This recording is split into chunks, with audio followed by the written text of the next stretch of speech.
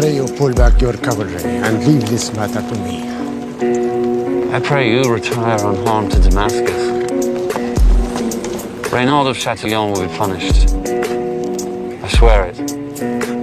Withdraw, we will all die here.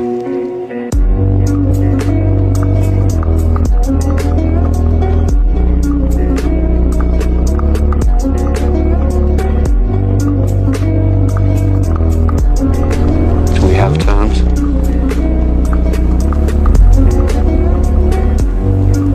We have terms.